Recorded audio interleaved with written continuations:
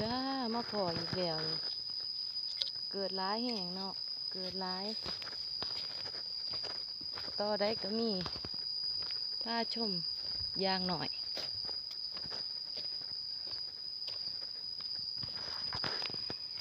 นี่ค่ะอันที่เฮาเห็นไปบางหันเกิดไม่ต่อยางโอ้ยตัวนี้เบิ่งเนี่ยสะออนแล้วเบิ่งเป็นจีขึ้นแล้วเบิ่งพุ่นดอกเพิ่นบ่ใหญ่หน่อยๆก็มีเกือบสุดต่อเลยมีเกือบสุเหงาตัวนี้อยากเถาแล้วเถาดอกบ่งามปานใดยางท่วมหัวแล้วเป็นลังโตน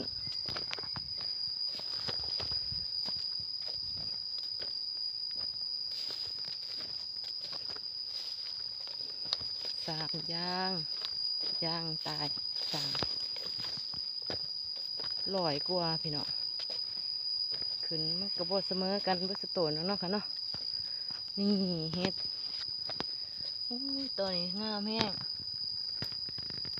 จ้าฝากไว้ในเด้อค่ะ